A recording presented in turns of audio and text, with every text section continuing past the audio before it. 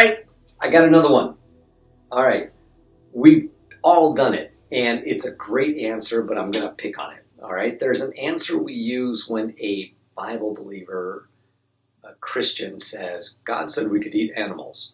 So often, the go-to reply is, why would a loving God create animals that can feel pain just so we could eat them?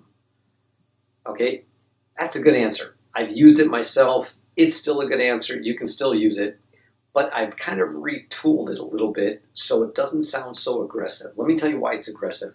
The Christian in his mind that you said this to, he might not know where you stand with your faith. You might be a Christian like me, or you might be an unbeliever. You might have a different faith.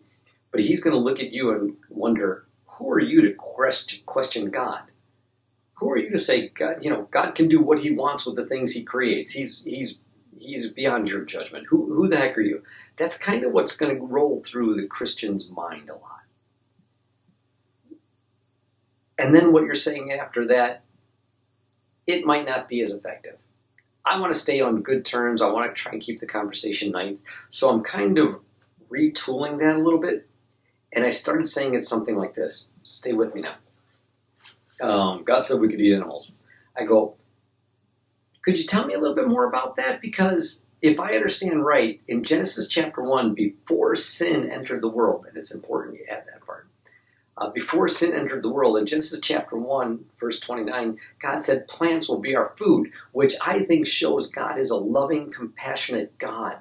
And that's why I think it's fantastic, because he created something, plants that don't feel pain, that are not sentient, that don't have nerve endings, that don't have a brain to process. They don't have spinal cord.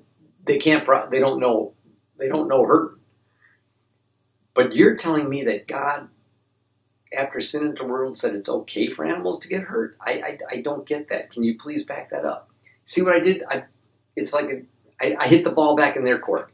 Let them explain to me why God no longer cares about animals. He did in Genesis 1, but for some reason he doesn't anymore. You see, they're not going to be able to produce scriptures that say it's okay to hurt animals. And that's what you're forcing them to do with this question. Rather than you just say, why would God? You see what I mean? It's not why would God. Again, Christians don't ever say, God, why would you do this? They should. I think Judaism, they did that all the time. They questioned, they didn't know for sure. They're like, God, why? It's not like, why would you? They're like, why? I don't get it. Tell me. See, there's a whole different attitude on that why question. But again, let's think about it like that.